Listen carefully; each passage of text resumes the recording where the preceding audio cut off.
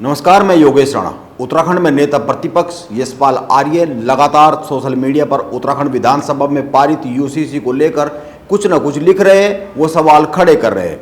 उत्तराखंड की बीजेपी सरकार का कहना है कि विधानसभा में पारित किए गए यूसीसी विधेयक से सबसे अधिक लाभ महिलाओं को मिलने जा रहा है। यह कानून महिलाओं को समानता का अधिकार देता है, खासकर मुस्लिम महिलाओं को तो इससे बहुत ही अधिक लाभ मिलने वाला है। इसके विपरीत नेता प्रतिपक्ष यशपाल आर्य लगातार कुछ तथ्य और तर्क पेश कर यह साबित करने की कोशिश में लगे हुए हैं कि विधानसभा में पारित यूसीसी महिलाओं को बिल्कुल भी समानता का अधिकार नहीं देता है। सभी वर्ग की महिलाओं को वो इसमें बहुत सी खामियां गिना रहे हैं और इन खामियों को दूर किए जाने की लगातार मांग कर रहे हैं।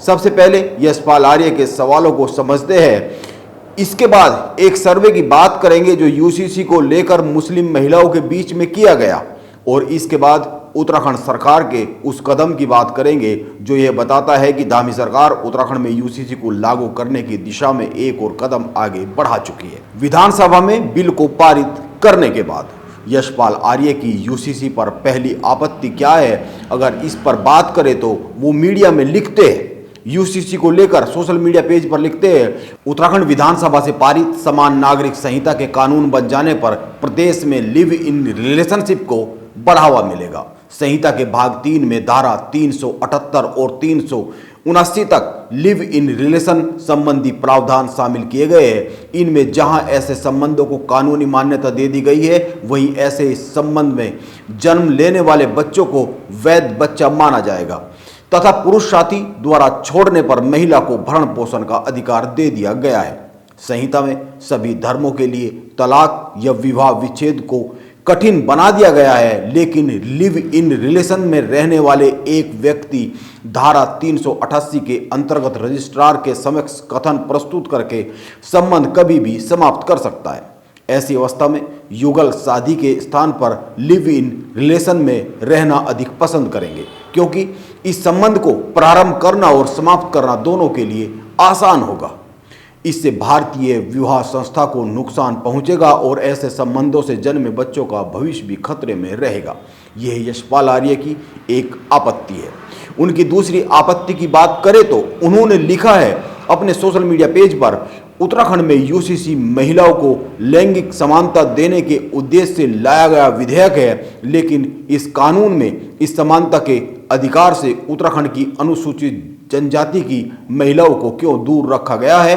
क्या प्रदेश की 4% जनसंख्या से संबंध रखने वाली महिलाएं इसकी हकदार नहीं है? यशपाल आर्य सवाल उठा रहे हैं कि उत्तराखंड सरकार में सम्मिलित कुछ महत्वपूर्ण लोगों की विधानसभाओं में चुनावी समीकरणों को बिगड़ने के डर से आदिवासी महिलाओं को कानून के दायरे से बाहर रखा गया है। यह यशपाल आर्य का गंभीर सवाल है। यशपाल आर्य के इन दोनों सवालों पर सरकार का क्या मानना है, यह समझना बहुत ही जरूरी है। इसके बाद कुछ आगे की बात करेंगे। विधानसभा में यूसीसी बिल के पास होने के बाद संसदीय कार्य मंत्री प्रेमचंद अग्रवाल का एक बयान सामने आया, जिसमें उन्होंने कहा कि यूसीसी को लेकर बनाई गई समिति ने जनजाति वर्ग के लोगों से बात की थी। ये लोग भी यूसीसी में शामिल होना चाहते थे, लेकिन उन्होंने कुछ समय की मांग की समिति से, इसीलिए जनजाति समाज को कुछ समय दिया गया है। बाद में इनको भी यूसीसी के दायरे में लाया जाएगा। प्रेमचंद अग्रवाल का कहना है कि अभी जो विधेयक पास हुआ है उसमें संशोधन किया जाएगा, उसके बाद जनजातियों को भी इसके दायरे में शामिल किया जाएगा। यह प्रेमचंद अग्रवाल का कहना है। यानी यह कहा जा सकता है कि अभी जो कानून बन रहा है उसमें बहुत से बदलाव की जरूरत है और गुंजाइश भी बाकी है। प्रेमचंद अग्रवाल तो कह रहे हैं कि गुंजाइश रखी गई है, जनजातियों को समय दिया गया है। यानी यह तय है कि आने वाले समय में अनुसूचित जनजातियों की महिलाओं को यूसीसी के लिए जो यूसीसी का दायरा है उसके पूरे लाया जाएगा और समानता का अधिकार इसके जरिए उनको मिलेगा। मुस्लिम महिलाओं के सर्वे पर आने से पहले एक बात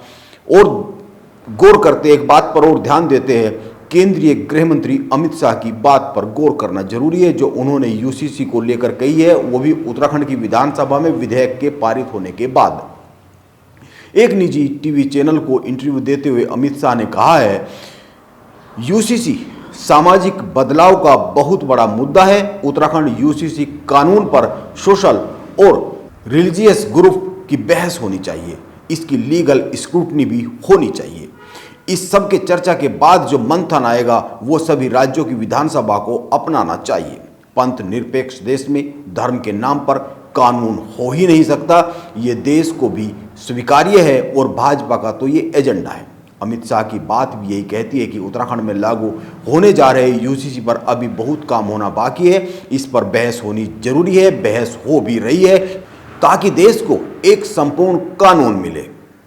यशपाल आर्य इसी काम को आगे बढ़ा रहे हैं, वो बहस को ही आगे बढ़ा रहे हैं। वैसे भी देश को यूसीसी की बेहद जरूरत है, यह कुछ समय पहले मुस्लिम महिलाओं पर किए गए एक सर्वे से भी साफ साफ जाहिर होता है। 10 राज्यों में यूसीसी को लेकर एक सर्वेक्षण कराया गया, जिसके अनुसार 90% से अधिक मुस्लिम महिलाओं ने बहुविवाह की प्रथा को खारिज किया और मौखिक रूप से वे एक तरफा तलाक पर प्रतिबंध लगाने की इच्छा व्यक्त की। इस सर्वेक्षण में शामिल करीब 91.7% महिलाओं ने बहुविवाह का विरोध किया। इन महिलाओं का कहना है कि एक मुस्लिम पुरुष की पहली शादी के रहते हुए दूसरी पत्नी रखने की अनुमति नहीं दी जानी चाहिए। पश्चिम बंगाल, महाराष्ट्र, बिहार और झारखंड जैसे 10 राज्यों में इस सर्वे को किया गया और इस सर्वे के जो निष्कर्ष है उन निष्कर्ष पर अगर बात करें तो इसका निष्कर्ष यह निकलता है कि मुस्लिम समुदाय के भीतर महिलाओं को लेकर बड़े सुधार की जरूरत है मौजूदा समय में। इस सर्वेक्षण में शामिल 83.3% मुस्लिम महिलाओं का मानना रहा है कि यूसीसी लागू होने पर उन्हें न्याय पाने में मदद मिलेगी। अब उत्तराखंड सरकार 8 फरवरी को विधानसभा से इस बिल को पास करा चुकी है।